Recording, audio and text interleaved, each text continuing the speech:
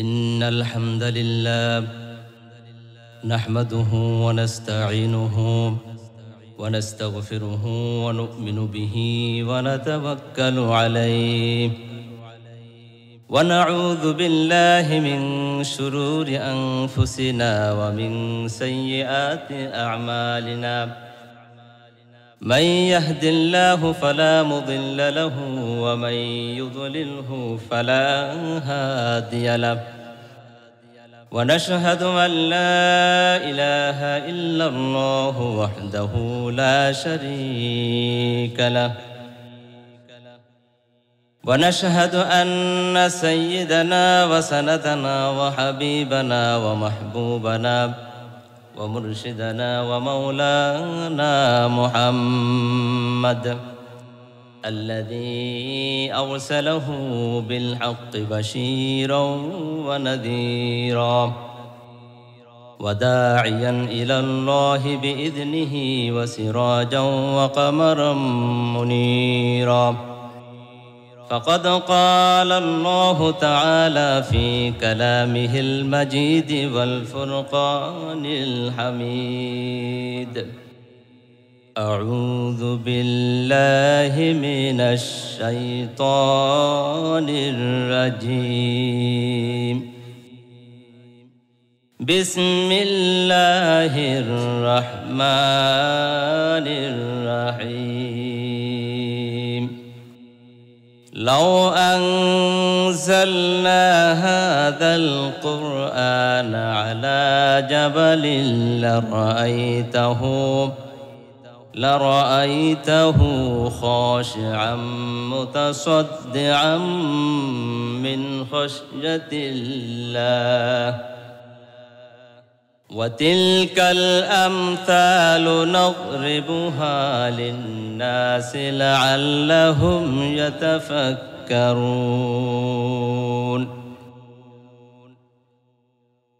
قال النبي صلى الله عليه وسلم يقال لصاحب القرآن اقرأ وارتق ورتل كما كنت ترتل في الدنيا فإن منزلك عند آخر آية تقرأها وقال النبي صلى الله عليه وسلم من قرأ القرآن فاستظهره فأحل حلاله وحرم حرامه أدخله الله الجنة وشفعه في 10 من أهل بيته كلهم قد وجبت له النار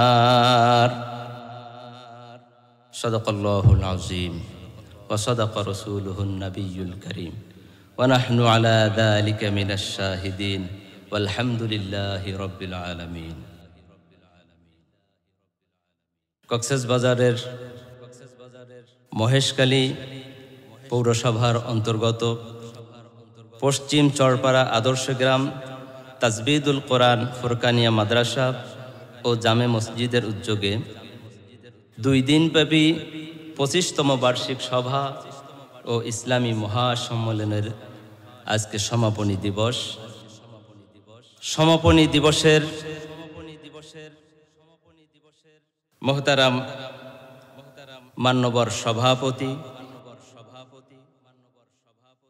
জনাব শাহাব উদ্দিন সাহেব, সভাপতি অত্র মসজিদ ও মাদ্রাসা পরিচালনা কমিটি, সভাপতি বাংলাদেশ জাতীয়তাবাদী শ্রমিক দল মহেশখালী উপজেলা শাখা কক্সবাজার।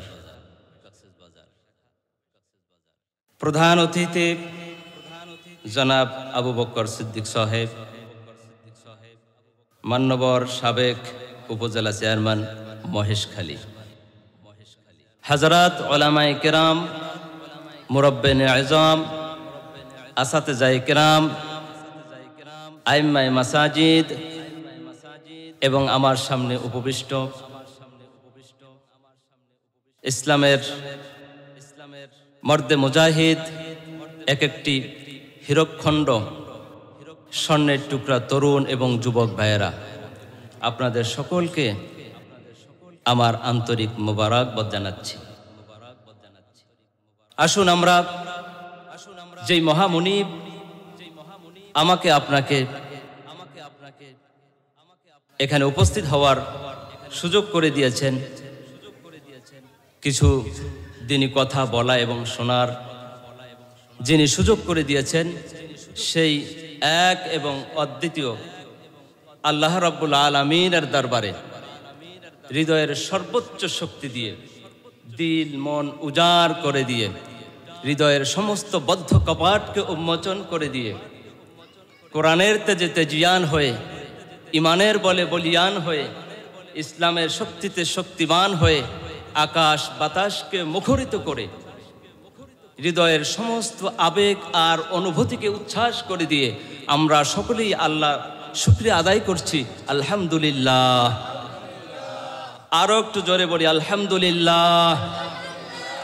দুরূদ ও সালাম সেই রসুলের জন্য যিনি গোটা পৃথিবী যখন অমাবস্যার ঘুটঘুটে, আইয়ামে জাহিলিয়াতের অমাবস্যা ঘুটঘুটে অন্ধকারের মধ্যে নিমজ্জিত ছিল, ঠিক তখন পৃথিবীর জিওগ্রাফি হার্ট, আরব ভূখণ্ডের নাভিকুণ্ড, মা আমেনার জীর্ণ শীর্ণ কুটিরে সুবহে সাদেকের কিছুক্ষণ পূর্বে মানবতার মুক্তির দূত হিসেবে পৃথিবীতে প্রেরিত হয়েছিলেন, যিনি ছিলেন নির্যাতিত, নিষ্পেষিত, নিগৃহীত মানুষের পরম কাণ্ডারী, যিনি ছিলেন ইমামুল হারামাইন, ইমামুল কিবলাতাইন, ইমামুল মুরসালিন, খাতামুন নবিয়্যিন, শামসুদ্দোহা, বদরুদ্দোজা, নূরুল হুদা, জনাবে মুহাম্মদুর রাসূলুল্লাহ সাল্লাল্লাহু আলাইহি ওয়াসাল্লাম। আমরা তার শানে দুরূদ শরীফ পড়ি। আল্লাহুম্মা সাল্লি আলা মুহাম্মাদিন ওয়া আলা আলি মুহাম্মাদ কামা সাল্লাইতা আলা ইব্রাহিম ওয়া আলা আলি ইব্রাহিম ইন্নাকা হামিদুম মাজিদ। আল্লাহুম্মা বারিক আলা মুহাম্মাদিন ওয়া আলা আলি মুহাম্মাদ কামা বারাকতা আলা ইব্রাহিম ওয়া আলা আলি ইব্রাহিম ইন্নাকা হামিদুম মাজিদ। আল কোরআনের পথ ঠিকানা চালাও মোদের কাবার নিশানা, যে পথে চললে পাই না তোমায় সে পথগামী করোনা। লা ইলাহা ইল্লাল্লাহ, লা ইলাহা ইল্লাল্লাহ, লা ইলাহা ইল্লাল্লাহ, লা ইলাহা ইল্লাল্লাহু মুহাম্মাদুর রাসূলুল্লাহ সাল্লাল্লাহু আলাইহি ওয়াসাল্লাম। এই গোটা পৃথিবী ঘোর অন্ধকারের মধ্যে নিমজ্জিত ছিল। একটা ঘুণে ধরা সমাজকে তিনি আলোকিত করে দিলেন, একটি পথ বলা মানুষকে পথ দেখালেন, যিনি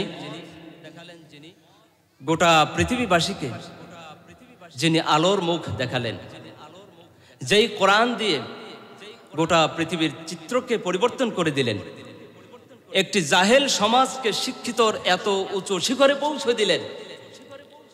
তার প্রত্যেকটা ছাত্র, শুধু হাতে গোনা কয়েকটা ছাত্র নয়, প্রত্যেকটা ছাত্র এমন শিক্ষায় শিক্ষিত হয়েছিলেন, এই কোরআনের শিক্ষায় এত উঁচু শিক্ষা লাভ করেছিলেন যে তার শুধু হাতে গোনা কয়েকটা ছাত্র নয়, তার যে কোনো একজন ছাত্র শুধু একটা দেশ নয়, অর্ধেকটা পৃথিবী নয়, পুরা পৃথিবী পরিচালনা করতে পারে এরকম যোগ্যতা তার প্রত্যেকটা ছাত্র, প্রত্যেকটা সাহাবীর মধ্যে তৈরি হয়ে গিয়েছিল। আল্লাহু আকবার। যেই কোরআন দিয়ে তিনি এই পৃথিবীর চিত্র ঘুরিয়ে দিয়েছিলেন, সমাজ ব্যবস্থা উন্নত করেছিলেন। এমন সমাজ তিনি উপহার দিয়েছিলেন পৃথিবীর শুরু থেকে আজ পর্যন্ত কেউ দিতে পারেনি। কিয়ামত পর্যন্ত এরকম একটা স্বর্ণালী যুগ, স্বর্ণালী সমাজ কেউ উপহার দিতে পারবে না। তিনি দিয়েছিলেন এই কোরআনুল কারীম দিয়ে সমাজকে এরকম পরিবর্তন করে দিয়েছিলেন। কোরআনুল কারীম যদি দেশে প্রতিষ্ঠিত হয়ে যায়,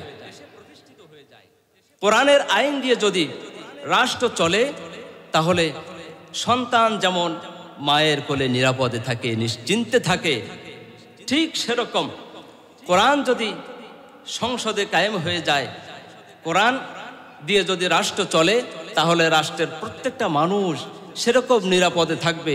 কোনো চুরির ভয় থাকবে না, রাহাজানের ভয় থাকবে না, ডাকাতির ভয় থাকবে না, অন্যায়ভাবে ক্রস ফায়ারের ভয় থাকবে না, মিথ্যা মামলার ভয় থাকবে না, আয়না ঘরের ভয় থাকবে না, নিরাপদে নিশ্চিন্তে থাকবে যদি কোরআনের শাসন চালু হয়ে যায়, কোরআনের আইন কায়েম হোক। সংসদে আমাদের সংসদ কোরআন দিয়ে চলুক। কারা কারা চান একটু হাত উঁচু করে দেখান, হাত নামান। আগামীর বাংলাদেশ হবে আল কোরআনের বাংলাদেশ, আগামীর বাংলাদেশ হবে ইসলামের বাংলাদেশ, ঠিক কিনা বলেন? এই বাংলার আকাশে কালেমার পতাকা পথ পথ করে উঠবে ইনশাআল্লাহ। শুধু বাংলাদেশ নয়, দিল্লির মসনদেও কালেমার পতাকা পথ পথ করে উঠবে। শুধু দিল্লির মসনদে নয়, ওয়াশিংটনে, আমেরিকার হোয়াইট হাউসেও এই কালেমার পতাকা পথ পথ করে উঠবে ইনশাআল্লাহ। আমি সুদূর পিরোজপুর থেকে আপনাদের এখানে এসেছি। আমি মাত্র 10 জন যুবক চাই, এত শত শত মানুষের প্রয়োজন নাই। মাত্র 10 জন যুবক আমাকে হাত তুলে দেখাবে আজকে যে ইসলামকে প্রতিষ্ঠা করার জন্য, কোরআনের আইনকে এই জমিনে সুপ্রতিষ্ঠিত করার জন্য যদি কোনো বাধা আসে, যদি কোনো মোকাবেলা করতে হয়, প্রয়োজনে সমস্ত তাজা রক্ত ঢেলে দিয়ে হলেও আল্লাহর কোরআনকে এই দেশে প্রতিষ্ঠিত করব, এরকম 10 জন যুবক একটু হাত দেখান, আমি একটু দেখতে চাই।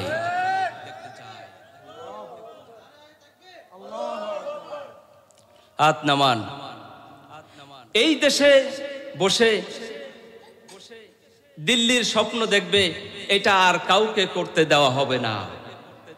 দিল্লির স্বপ্ন বাস্তবায়িত করবে এই দেশের মসনদে বসে, এটা ভবিষ্যতে আর কাউকে করতে দেওয়া হবে না। দিল্লির দাদা বাবুদের কলকাঠি ওর কথা অনুযায়ী কলকাঠি লড়াবে বাংলাদেশে, এটা ভবিষ্যতে আর কাউকে করতে দেওয়া হবে না।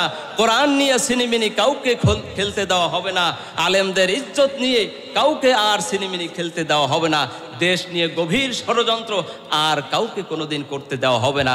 পিছনে যারা করেছে অন্তত পক্ষে পরনের কাপড়টা নিয়ে তো যেতে পেরেছে, কিন্তু ভবিষ্যতে যদি কেউ এরকম করে দুঃসাহস, তাহলে পরনের কাপড়টা নিয়েও দেশ থেকে পালাতে পারবে না ইনশাআল্লাহ। আপনারা তৈরি আছেন তো? এই কোরআন আজ থেকে 1500 বছর আগে নাজিল হয়েছে। সেই সময় মুহাম্মদ সাল্লাল্লাহু আলাইহি সাল্লাম যেইভাবে তার প্রতি নাজিল হয়েছে, যত তথ্য যত উপাত্ত ওখানে দেওয়া হয়েছে, যত জ্ঞান বিজ্ঞানের কথা ওখানে বলা হয়েছে, আজ পর্যন্ত কোনো বিজ্ঞানী তার মধ্যে, কোনো বৈজ্ঞানিক এর মধ্যে কোনো ভুল ধরতে পারেনি। কোরআনের গবেষণার সাথে আর তাদের গবেষণার সাথে কোনো সাংঘর্ষিক হয়েছে, কোরআনের কোনো তথ্য ভুল হয়েছে, আজও পর্যন্ত কোনো মানুষ আজও পর্যন্ত বলতে পারে নাই, পারছে নাকি? 1500 বছর আগে কোরআন যেটা বলেছে, আজকে বিজ্ঞানীরা দেখছে সেটাই হয়ে যাচ্ছে, বরঞ্চ তাদের কথা আর অনেক ভুল ত্রুটি হয়ে যায়। তারা সকালে বলে একটা, বিকালে বলে আর একটা, একজনে বলে একটা, কিছুদিন পরে আর একজনে বলে আর একটা। একবার গবেষণা করে বলল এই সূর্য আমাদের চতুর্দিকে ঘোরে, আর একজন এসে বলল যে না না, সূর্য ঘোরে না, পৃথিবী ঘোরে। এখন সব থেকে বর্তমানে তারা গবেষণা করে বলল যে না, সূর্য ঘোরে, পৃথিবীও ঘোরে, যত নক্ষত্র আছে, যা কিছু আছে সব কিছু ঘোরে। কিন্তু এই কথা তো আমার আল্লাহ 1500 বছর আগে বলে দিয়েছে, ওয়া কুল্লুম ফি ফালাকি ইয়াসবাহুন। আল্লাহু আকবার। সব কিছু ঘরে, প্রত্যেকে ঘরে যত গ্রহ নক্ষত্র আছে প্রত্যেকেই ঘরে আজ থেকে ১,৫০০ বছর আগে আল্লাহ কোরআনুল কারিমের মধ্যে আল্লাহ বলে দিয়েছেন। আপনারা নিশ্চয়ই একজন খ্রিস্টান বিজ্ঞানী মরিস বুকাইলের কথা শুনছেন। তিনি ভ্রূণ তথ্য নিয়ে গবেষণা করতেছিল। তার ধর্মীয় গ্রন্থ ছিল বাইবেল। তিনি দেখছেন যে তার গবেষণার সাথে বাইবেলের কথার সাথে মিলে না। মানব সৃষ্টির রহস্য নিয়ে তিনি যে জানতে চাচ্ছেন, বাইবেলে যেটা বলে তার গবেষণার সাথে মিলে না। তিনি চিন্তা করেন যে আমি তো মেশিন দিয়ে দেখছি, আমার দেখা তো ভুল হতে পারে না, আমারটা ভুল নাকি আমার বাইবেলেরটা ভুল। আর কোনো ধর্মীয় কিতাবে এই ভ্রূণ তথ্য নিয়ে কোনো কথা আসেনি। তিনি জানতে পারলেন যে মুসলমানদের ধর্মীয় কিতাব আল কোরআনের মধ্যে এই ভ্রূণ তত্ত্ব নিয়ে কথা আছে। তিনি তখন আরবি ভাষার উপরে পাণ্ডিত্য অর্জন করলেন। কোরআন বোঝার জন্য আরবি ভাষাকে তিনি আয়ত্ত করলেন। এরপরে তিনি দেখতে পারলেন যে কত সুন্দর করে কোরআনুল কারিমের মধ্যে বলে দিয়েছে। তার যে গবেষণা আর কোরআনের কথার সাথে হুবহু মিলে যাচ্ছে। কোরআন বলছে, ওয়ালাকাদ খালাকনাল ইনসানা মিন সুলালাতিম মিন তিন। আমি মানুষকে মাটির সার অংশ দিয়ে বানিয়েছি। অর্থাৎ তোমার পিতা যখন খাবারগুলি খেয়েছিল, তোমার পিতাই খেয়েছিল ভাত, তোমার পিতাই খেয়েছিল রুটি, খেয়েছিল গোশত, খেয়েছিল ডাউল। এগুলিকে আমি আল্লাহ তাআলা এক রাস্তা দিয়ে ময়লা আবর্জনা করে বের করে দিয়েছিলাম। আর ওই খাবারের একটা অংশ দিয়া আমি আল্লাহ রক্ত সৃষ্টি করেছিলাম। সুবহানাল্লাহ। আর ওই রক্ত থেকে আমি আল্লাহ নাপাক পানি সৃষ্টি করে দিয়েছিলাম, শুক্রকীট যেটাকে বলা হয়। আজ থেকে ৩০০-৪০০ বছর আগের বিজ্ঞানীরা তারা মনে করত যে পুরুষের শরীরের ভিতর থেকে ছোট্ট একটা মানুষ মাতৃগর্ভের মধ্যে যায়, সে আস্তে আস্তে আস্তে আস্তে বড় হয়। কত বছর? ৩০০-৪০০ বছর আগের কথা।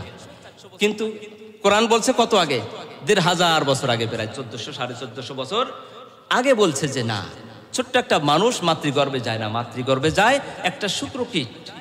এটা বেশিক্ষণ বেঁচে থাকে না, পুরুষের দেহ থেকে যখন বের হয় বেশিক্ষণ এটা বেঁচে থাকে না। আল্লাহ পাক বলেন, তুম্মা জাআলনাহু নুতফাতান ফি করারিম মাকিন। এটাকে আমি সুরক্ষিত একটা আধারে প্রতিস্থাপন করে দেই, যেটা আর নষ্ট হয় না। এরপরে আল্লাহ পাক বলেন, সুম্মা খালাকনান নুতফাতা আলাকাতান ফাখালাকনাল আলাকাতা মুদগাতান ফাখালাকনাল মুদগাতা ইযামান ফাকাসাওনাল ইযামা লাহমা।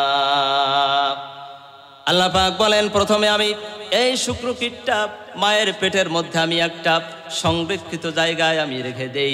এই শুক্রকীট থেকে আমি আল্লাহ রাব্বুল আলামিন জমাট রক্তে পরিণত করে দেই। সুবহানাল্লাহ। ১৪০০ বছর আগে আল্ট্রাসাউন্ড করার কোনো মেশিন কি ছিল দেখার জন্য? পেটের মধ্যে এই পর্যায়ক্রম মানুষ কিভাবে সৃষ্টি হয় এটা দেখার কোনো যন্ত্র তখন ছিল না। কিন্তু সুবিন্যস্তভাবে কোরআনুল কারীমের মধ্যে কিভাবে আসলো এটা? তো এটা নিশ্চয়ই কোনো মানুষের রচিত কালাম হতে পারে না, নিশ্চয়ই মহান আল্লাহ রাব্বুল আলামিনের পক্ষ থেকে নাজিলকৃত কালাম। আল্লাহ পাক বলেন, আমি শুক্রকীট থেকে জমাট রক্ত সৃষ্টি করে দেই। জমাট রক্তকে আমি গোশতের আকারে পরিণত করে দেই। গোশতের ভিতর থেকে আবার অস্থি গজিয়ে দেই, অস্থি সৃষ্টি করে দেই। হাত পা কর্ণ নাসিকা সব কিছু কমপ্লিট হয়ে যায়। ফাকাসাওনাল ইযামা লাহমা। এরপরে আমি চামড়া দিয়া সুন্দর একটা আবরণ সৃষ্টি করে দেই। সুবহানাল্লাহ। সব কিছু কমপ্লিট, পুরো স্ট্রাকচার তৈরি হয়ে গেল, কিন্তু সে লড়াচড়া করতে পারে না। লড়াচড়া করার কোনো ক্ষমতা তার নেই, কারণ রূহ নামক একটা ইঞ্জিন তার ভিতরে এখনো দেওয়া হয় নাই। রূহ নামক একটা ইঞ্জিন যখন তার ভিতরে আল্লাহ দিয়ে দিলেন, তখনই সে লড়াচড়া করতে শুরু করে দেয়, ঠিক কিনা? এই রূহ নামক যে ইঞ্জিনটা তখন দিয়েছেন, এটার আবার মেয়াদও দিয়ে দেন, কত বছর পরে আবার এই দেহ থেকে নিয়ে যাওয়া হবে। তো দেখেন তো ১৫০০ বছর আগে কত সুন্দর করে আল্লাহ তাআলা বলে দিয়েছেন, কিন্তু হুবহু আজকের বিজ্ঞানের গবেষণার সাথে হুবহু মিলে যাচ্ছে। তো এই কোরআন থেকে আমরা মুসলমানেরা এখন অনেক দূরে, কোরআন নিয়ে আমরা গবেষণা করি না। আল্লাহ রসুলের সাহাবী আব্দুল্লাহ ইবনে ওমর রাদিয়াল্লাহু তাআলা আনহু কোরআনুল কারীমের মধ্য থেকে ১১৪ সূরাটির মধ্য থেকে মাত্র একটি সূরা বাকারা শিখতে তার ১-২ বছর নয়, ১-২ বছর নয়, ৮ বছর সময় লেগেছে শুধু একটা সূরা বাকারা শিখতে। সুবহানাল্লাহ।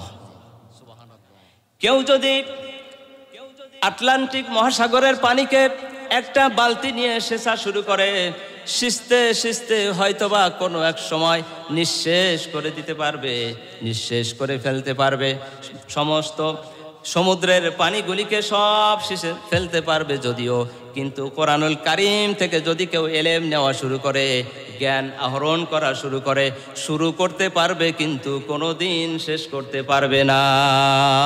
সুবহানাল্লাহ। আব্দুল্লাহ ইবনে মাসউদ রাদিয়াল্লাহু তাআলা আনহু, উসমান রাদিয়াল্লাহু তাআলা আনহু প্রমুখ সাহাবীরা বলছেন, তাআল্লামনাল কুরআনা ওয়াল ইলমা ওয়াল আমালা জামিআ। আমরা প্রথমে কোরআন তেলাওয়াত শিখতাম, আমরা রাসূলের থেকে, নবী করিম সাল্লাল্লাহু আলাইহি ওয়াসাল্লামের থেকে 10টি আয়াত আমরা শিখতাম। এই 10টি আয়াত সংশ্লিষ্ট যত জ্ঞান বিজ্ঞান আছে, যত ফিকহার জ্ঞান আছে, যা কিছু আছে, এই 10টি আয়াত সংশ্লিষ্ট সব কিছুকে আমরা শিখতাম, সব কিছুকে আমরা আমলে পরিণত করতাম, যতক্ষণ পর্যন্ত এই 10টি আয়াত সংশ্লিষ্ট যত জ্ঞান আছে এগুলিকে আমরা অর্জন করতে না পারতাম, এর উপরে আমরা আমল করতে না পারতাম, ততক্ষণ পর্যন্ত নতুন করে সবক আনার জন্য নবীজির কাছে আর যেতাম না। যখন 10টি আয়াত আমাদের কমপ্লিট হয়ে যেত তেলাওয়াতে, এর ভিতরে কি জ্ঞান আছে, নিগুড় তত্ত্ব আছে, কি আছে, এগুলি সব আয়ত্ত যখন করা হয়ে যেত, যখন আমাদের আমলে পরিণত হয়ে যেত, তখন আমরা নতুন করে সবক আনার জন্য নবীজির কাছে যেতাম। নবী করিম সাল্লাল্লাহু আলাইহি সাল্লামের সাহাবীদের মধ্যে একজন সাহাবী আব্দুল্লাহ ইবনে আব্বাস রাদিয়াল্লাহু তাআলা আনহু কোরআনুল কারীমের শ্রেষ্ঠ মুফাসসির, যাকে রইসুল মুফাসসিরিন বলা হয়, সেই জামানা থেকে কিয়ামত পর্যন্ত যত মুফাসসিরিনরা আসবেন সকলের মাথার তাজ, সকলের উস্তাদ রইসুল মুফাসসিরিন তিনি হয়েছিলেন। তার বয়স খুব কম ছিল, তিনি বয়স কম থাকার কারণে, ছোট্ট থাকার কারণে নবী করিম সাল্লাল্লাহু আলাইহি সাল্লামের কাছে বেশি যেতে পেরেছেন, তার ঘরে যেতে পেরেছেন, তার ঘরে ঘুমাতে পেরেছেন, নবীজির ঘরে খেতে পেরেছেন, অনেক সময় দিতে পেরেছেন। এমনকি নবী করিম সাল্লাল্লাহু আলাইহি ওয়াসাল্লামের সাথে রাতে তাহাজ্জুদের নামাজ পাশাপাশি বসে পড়েছেন, দাঁড়িয়ে পড়েছেন। একবার নবীজি নামাজে দাঁড়ালেন, তাহাজ্জুদের নামাজ, তিনি বাম পাশে দাঁড়ালেন। আমরা সকলে জানি যে একজন যদি ইমাম হয়, মুক্তাদি যদি আর একজন হয়, তাহলে ইমামের ডান পাশে দাঁড়াতে হয়, তিনি দাঁড়িয়েছেন বাম পাশে। নবী করিম সাল্লাল্লাহু আলাইহি ওয়াসাল্লাম তার কানটা ধরে ডান পাশে এসে দাঁড় করিয়ে দিলেন। নবীজি হাতে কলমে তাকে শিখালেন, নবীজির হাতে কলমে গড়া ছাত্র, এবং নবী করিম সাল্লাল্লাহু আলাইহি ওয়াসাল্লাম তাকে দিল থেকে দোয়া করেছিলেন। তিনি যখন বাইতুল খালায় ঢুকেছিলেন, নবী করিম সাল্লাল্লাহু আলাইহি ওয়াসাল্লাম হাজত ছাড়ার জন্য ইস্তেঞ্জায় যখন ঢুকেছিলেন, তো আব্দুল্লাহ ইবনে আব্বাস রাদিয়াল্লাহু তাআলা আনহু তিনি জানেন যে নবী করিম সাল্লাল্লাহু আলাইহি ওয়াসাল্লাম হাজত ছেড়ে এসে প্রথমে ওযু করেন। তো আল্লাহ রসুলের ওযুর জন্য তিনি যথাস্থানে পানি এনে রেখে দিলেন। নবী করিম সাল্লাল্লাহু আলাইহি সাল্লাম যখন হাজত ছেড়ে আসলেন, দেখলেন যথাস্থানে পানি রাখা। জিজ্ঞাসা করলেন যে পানি কে রেখে দিয়েছে? বলল যে আব্দুল্লাহ ইবনে আব্বাস পানি রেখে দিয়েছেন। তখন নবী করিম সাল্লাল্লাহু আলাইহি সাল্লাম তাকে দোয়া করলেন, আল্লাহ তাআলা তাকে আপনি কোরআনের ইলম দান করেন, দ্বীনের গভীরতম ইলম দান করেন, ওয়াল্লিমহু তা'ওয়িল, এবং কোরআনুল কারীমের তাফসীরের জ্ঞান, নিগুড় তত্ত্ব যা কিছু আছে এই সবগুলিকে আব্দুল্লাহ ইবনে আব্বাসকে আপনি দান করে দেন। এই যে দোয়া করে দিয়েছেন, আল্লাহ তাআলা মুফাসসিরিনদের মুফাসসিরিন, রইসুল মুফাসসিরিন তাকে বানিয়ে দিয়েছেন। একটা ঘটনা মনে পড়ে গেল, আপনাদের সামনে বলি। ওমর রাদিয়াল্লাহু তাআলা আনহু, তাকে লজ্জিত করার জন্য, ঠেকাবার জন্য, অনেকের কাছে প্রশ্ন করে না, ঠেকাবার জন্য, জানার জন্য নয়, ঠেকাবার জন্য। তো এক ইহুদি, এরা তো খুব সভ্য জাতি, তাই না? সভ্য জাতি নেই, পৃথিবীর সব থেকে অসভ্য জাতি হচ্ছে ইহুদি। ইহুদির থেকে অসভ্য কোনো জাতি পৃথিবীতে দ্বিতীয় আর কেউ নেই। আপনাদের চট্টগ্রামের ভাষায় বলে জার্গো। আমার ল্যাঙ্গুয়েজটা একটু অশালীন হলে মাফ করবেন। এদের মতো জার্গো জাতি পৃথিবীতে আর নাই। এক ইহুদি পণ্ডিত অনেক গবেষণা করে, অনেক কাঠ করি পড়িয়ে, অনেক ঘাটাঘাটি করে, অনেক পরিশ্রম করে, অনেক সময় ব্যয় করে 4টি প্রশ্ন নিয়ে আসছেন। ওমর রাদিয়াল্লাহু তাআলা আনহুকে 4টি প্রশ্ন করে তিনি পরাজিত করবেন, মানুষের সামনে লজ্জিত করবেন। এসে বললেন যে আমিরুল মুমিনিন, আমি আপনাকে 4টা প্রশ্ন করতে চাই, 4টা প্রশ্নের উত্তর আমাকে দিতে হবে। কি প্রশ্ন? বলল যে 1 নম্বর প্রশ্ন, পৃথিবীতে কোন 2 ভাই একই দিনে জন্মগ্রহণ করেছে, একই দিনে মৃত্যুবরণ করেছে? এই 2 ভাইয়ের বয়সের ডিস্টেন্স, বয়সের পার্থক্য 100 বছরের ব্যবধান। একই দিনে জন্ম, একই দিনে মৃত্যু, কিন্তু বয়সের ব্যবধান কত বছর? 100 বছরের। আপনাদের কাছে কি মনে হয়, প্রশ্নটা কি সহজ না কঠিন? অল্প কঠিন না বেশি কঠিন? বেশি কঠিন। আমরা তো জানতে পেরেছি, এখন আমাদের কাছে সহজ মনে হয়, কিন্তু কঠিন প্রশ্নটা কিন্তু অনেক কঠিন। 2 নম্বর প্রশ্ন, সকলে মনে করবেন, মনে রাখবেন। সকলে মনোযোগ আছেন তো? ওয়াজ চলবে তো? ভালো লাগতেছে? আমার ওয়াজ শুনে কিন্তু ভালো লাগবে না একটু পরে, কালকে আমাকে গালাগালিও করতে পারেন। আর যদি ভালো না লাগে আমাকে গালাগালি করেন, আমি মনে করবো আমার ওয়াজ হয়েছে। আর যদি কালকে সবাই প্রশংসা করেন, আমি মনে করবো যে তেল মারে গেছি আপনাদেরকে, তেল মারছি, আমার খুব প্রশংসা করতেছেন। এই তেল মারা ওয়াজ কিন্তু আমি করি না। তো 2 নম্বর প্রশ্ন হলো, পৃথিবীর কোন জায়গা এমন আছে যেখানে সূর্যের আলো শুধুমাত্র একবার পড়েছে, আর কোনোদিন পড়ে নাই, কিয়ামতের আগে কোনোদিন পড়বে না? এমন কোন জায়গা আছে? 3 নম্বর, পৃথিবীর কোন কবরবাসী আছে, কবরের মধ্যে কবরওয়ালা জিন্দা, কবরটাও জিন্দা। কি আশ্চর্যের ব্যাপার! কবরে যিনি আছেন তিনিও জীবিত, আর কবরটাও জীবিত। কবরওয়ালাকে নিয়ে কবরটা ঘোরাঘুরি করে, হাঁটাচলা করে। 4 নম্বরে, পৃথিবীর কোন কয়েদখানা আছে, কোন জেলখানা আছে, যেই জেলখানার মধ্যে কয়েদিরা থাকলে কোনো শ্বাস নিঃশ্বাস গ্রহণ করতে পারে না, কিন্তু শ্বাস নিঃশ্বাস গ্রহণ করা ছাড়াই সেখানে জীবিত থাকে, এরকম কোন কয়েদখানা আছে? আব্দুল্লাহ ইবনে আব্বাস রাদিয়াল্লাহু তাআলা আনহু, তিনি কাছে ছিলেন। তিনি ওমর রাদিয়াল্লাহু তাআলা আনহুর পাশে থাকতেন সব সময়। অনেকে একটু কানাঘুষা করতো যে ছোট মানুষ, বাচ্চা মানুষ, বয়সে কম, তাকে কেন এত কাছে কাছে রাখে? ওমর রাদিয়াল্লাহু তাআলা আনহু একদিন সকলকে প্রশ্ন করলেন, ইযা জাআ নাসরুল্লাহি ওয়াল ফাত, এই আয়াতের ব্যাখ্যা কি হতে পারে? এই আয়াতের ব্যাখ্যা কি? সকলে বলল, এই আয়াতের ব্যাখ্যা তো সহজ, বোঝাই যাচ্ছে।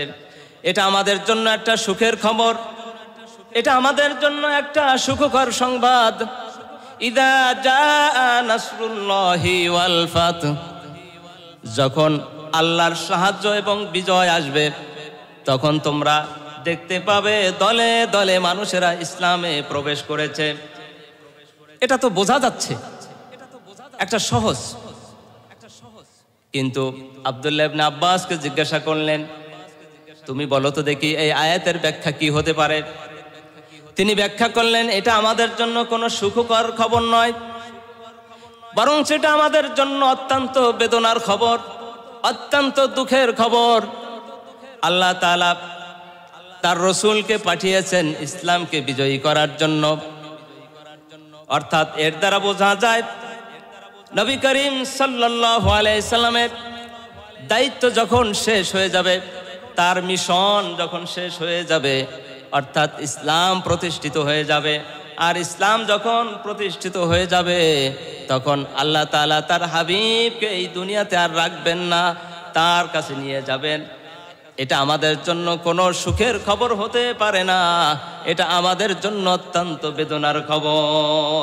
সবার টনক লড়ে গেল যে ছোট্ট সাহাবী আব্দুল্লাহ ইবনে আব্বাস, তার জ্ঞানের গভীরতা কত বেশি, ইলমের গভীরতা কত বেশি। এই ছোট্ট আব্দুল্লাহ ইবনে আব্বাস পাশে, তাকে ডাকলেন। ইহুদি 4টা প্রশ্ন করছে, তুমি উত্তর দিয়ে দাও।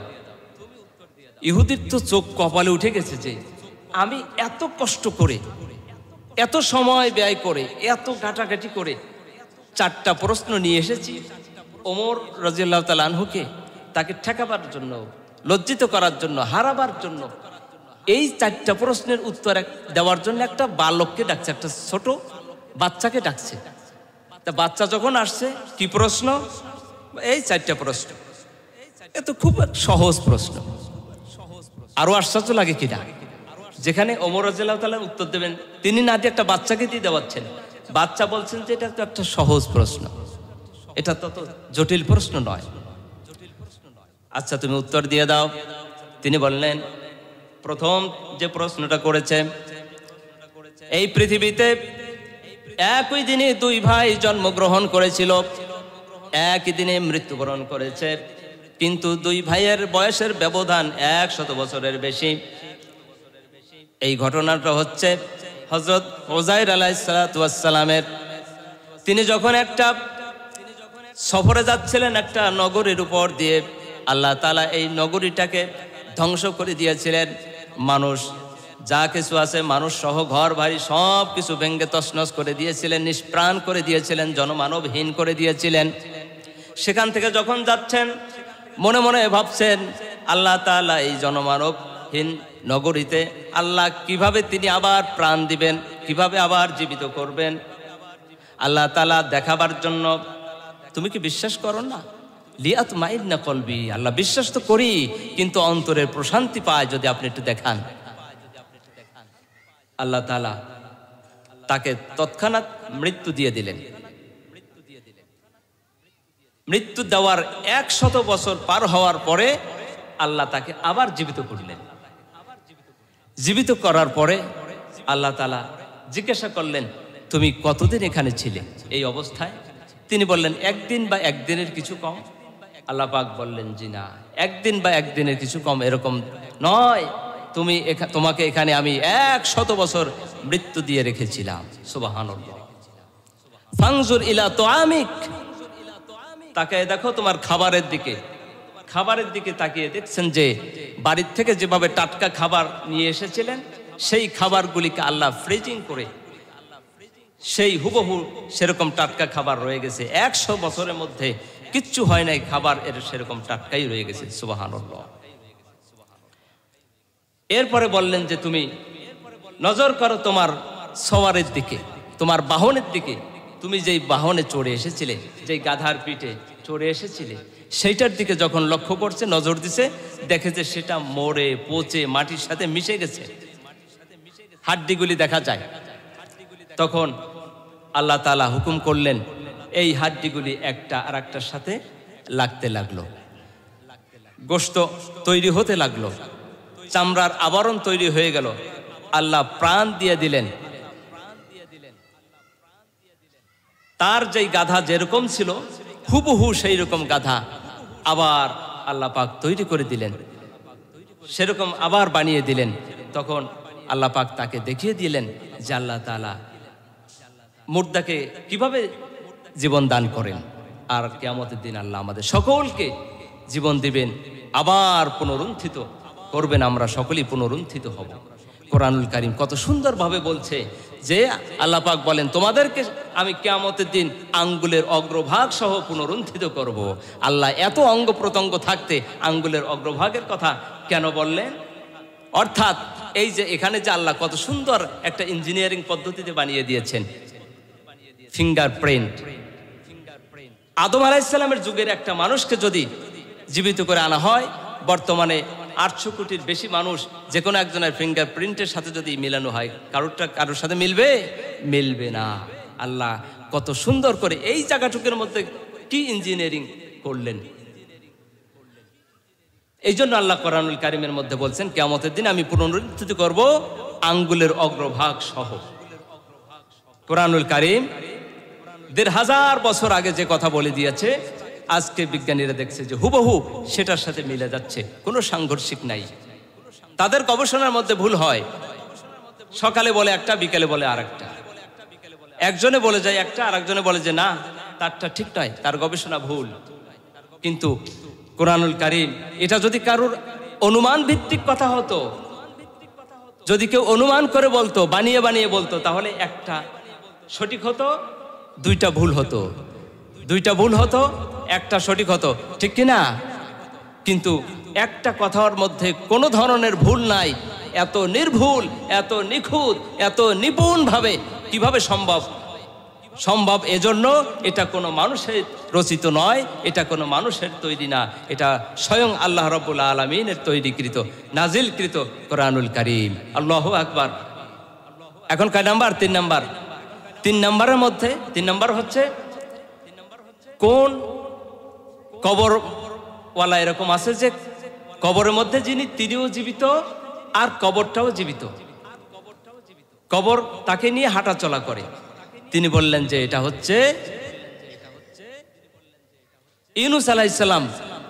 তিনি যে মাছের পেটের মধ্যে ছিলেন, মাছের পেটের মধ্যে কবরের মতো করেছিলেন ইউনূস আলাইহিস সালাম, আর মাছটা হলো কি কবর, তাকে নিয়ে চলাফেরা করতো। 3 নম্বর। 2 নম্বর তো বলা হয়নি, আপনারা বলছেন যে বলছি। 2 নম্বর হচ্ছে কোন জায়গায় সূর্যের আলো একবার পড়েছিল, দ্বিতীয়বার আর পড়ে নাই এবং পড়বে না। সেটা হচ্ছে মুসা আলাইহিস সালাম যখন নীল নদ পার হয়ে যাচ্ছিলেন, আল্লাহর হুকুমে লাঠি দিয়ে আঘাত করেছিলেন, আল্লাহ তার জন্য 12টি রাস্তা করে দিয়েছিলেন, তার সাথে থাকা 12টি গোত্রের জন্য। তারা নিরাপদে যখন এই রাস্তা দিয়ে পার হয়ে গিয়েছিলেন, রাস্তা তৈরি হওয়ার সময় পানি যে ফাঁক হয়ে গিয়েছিল, দ্বিখণ্ডিত হয়ে গিয়েছিল, ওই সময় যে সূর্যের আলো পড়েছিল, তারা আবার যখন ওপারে চলে গিয়েছে, আবার লাঠি দিয়ে যখন আঘাত করছে, ফেরাউনের দলবল নিয়ে যখন মাঝ পথে গেছে, রাস্তা পানির সাথে মিশে বিলীন হয়ে গিয়েছে, তারা ওখানে ইঁদুরের মতো আল্লাহ পাক তাকে চুবাইয়ে কি করছেন, মেরে ফেলেছেন। তো ওই সময় সূর্যের আলো একবার পড়েছিল।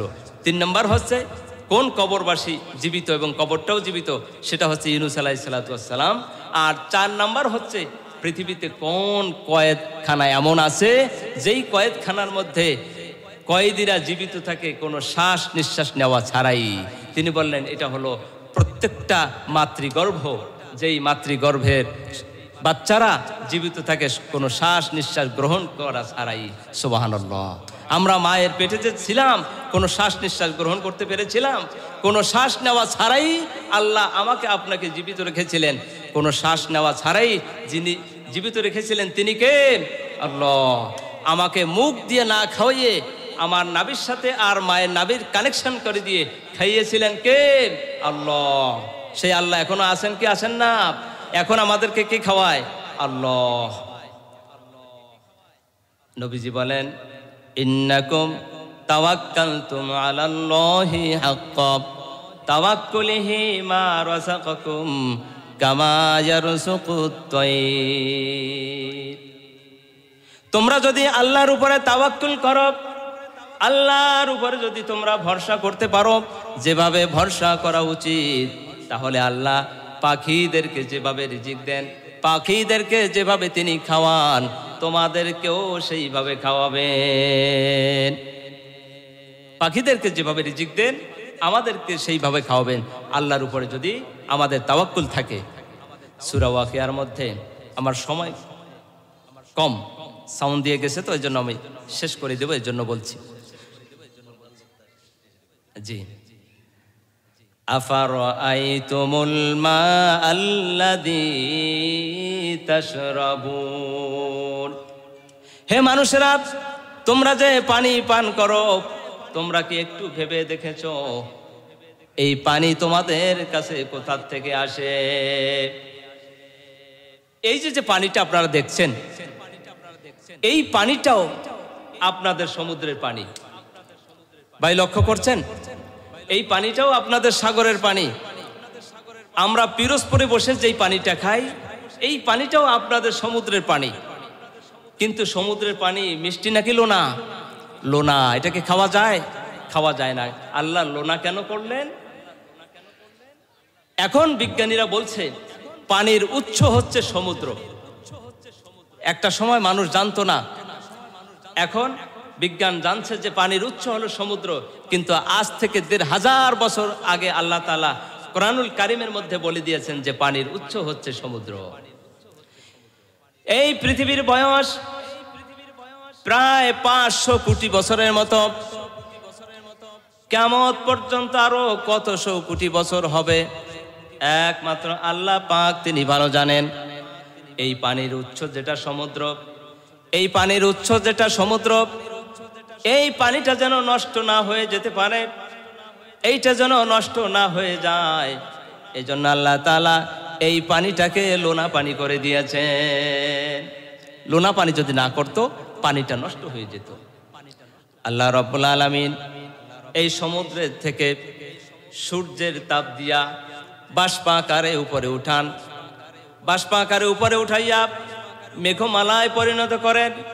মেঘমালায় পরিণত করে টনকে টন ওজন এক একটা মেঘমালা এক দেশ থেকে আরেক দেশে তিনি নিয়ে যান। এক দেশ থেকে আরেক দেশে শূন্যের উপরে টনকে টন ওজন পানির উপরে আকাশে শূন্যের উপরে এক দেশ থেকে আরেক দেশে নিয়ে যান কে? আল্লাহ। ওয়া আনজালনা মিনাস সামাই মাআম বিকদারিন ফাআসকান্নাহু ফিল আরদ। আল্লাহ রাব্বুল আলামিন বলেন, এই আকাশ থেকে আমি পরিমাণ মতো তোমাদের জন্য বৃষ্টি বর্ষণ করি, আবার এই বৃষ্টিকে তোমরা যেন সারা বছর বক্ষণ করতে পারো। নলকূপের মাধ্যমে, নলকূপের সাহায্যে মাটির ভিতর থেকে তোমরা যেন তুলতে পারো, এজন্য আমি জমিনের মধ্যে এই পানিটাকে আবার সারা বছরের জন্য সংরক্ষণ করে রেখে দেই। সুবহানাল্লাহ। আমরা নলকূপ থেকে যে পানিটা উঠাই এটাও সমুদ্রের পানি, আমাদের পুকুরে যেটা সেটাও সমুদ্রের পানি, অর্থাৎ পানির উৎস হলো সমুদ্র। আল্লাহ পাক বলেন, মানুষ কিন্তু জানতো না পানির উৎস সমুদ্র। কোরআনুল কারীমে আল্লাহ পাক বলে দিয়েছেন, সূরা ওয়াকিয়ার মধ্যে বলছেন, লাউ নাশা উজআলনাহু উজাজান ফালাউলা তাশকুরুন।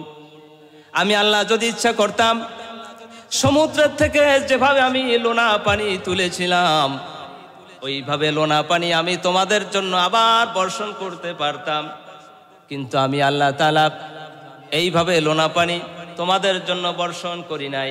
আমি এই পানিটাকে রিফাইন করে, তারপরে লোনা পানির থেকে রিফাইন করে মিষ্টি করে তোমাদের জন্য বর্ষণ করে দেই। সুবহানাল্লাহ। এই পানি নিয়ে কি আমরা একটু গবেষণা করি না তো? নবী করিম সাল্লাল্লাহু আলাইহি ওয়াসাল্লাম বলেন, ইন্নাকুম তাওয়াক্কালতুম আলাল্লাহি হাক্কা তাওয়াক্কুলিহি মা রাযাকাকুম কামা ইয়ারযুকুত তায়র।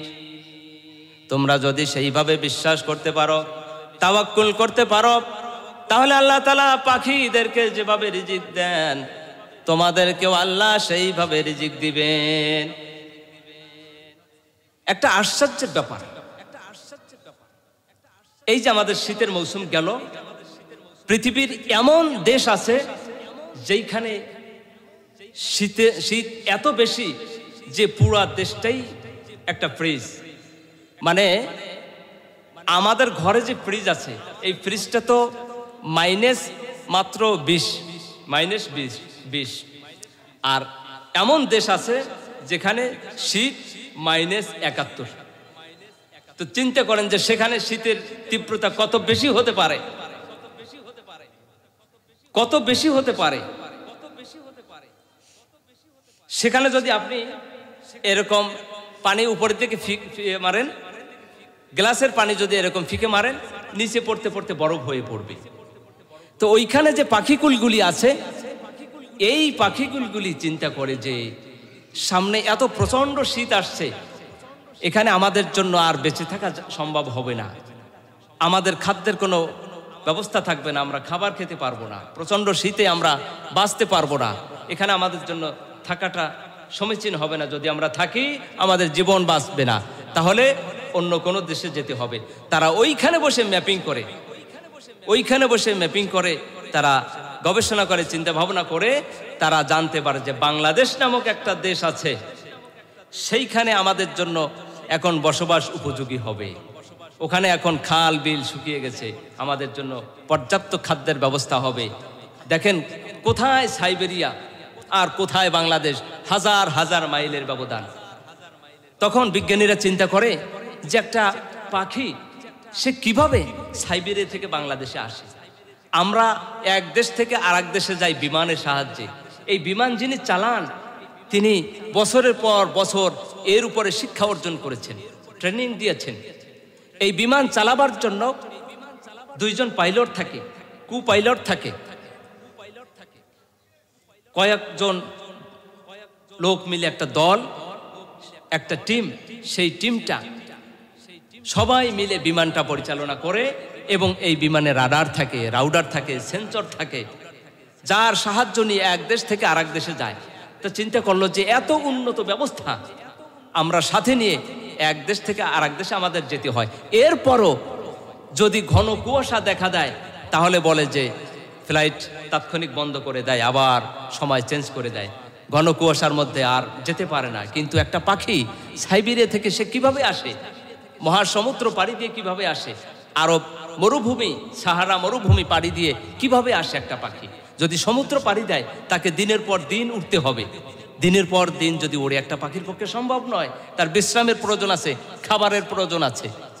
সাহারা মরুভূমির উপর দিয়ে যদি পাড়ি দেয়, সেখানে পানির ব্যবস্থা নাই, পানি পাবে না, হাজার হাজার শত শত মাইল সেখান থেকে পাড়ি দিতে হবে। তাহলে একটা পাখি কিভাবে আসে সাইবেরিয়া থেকে বাংলাদেশে?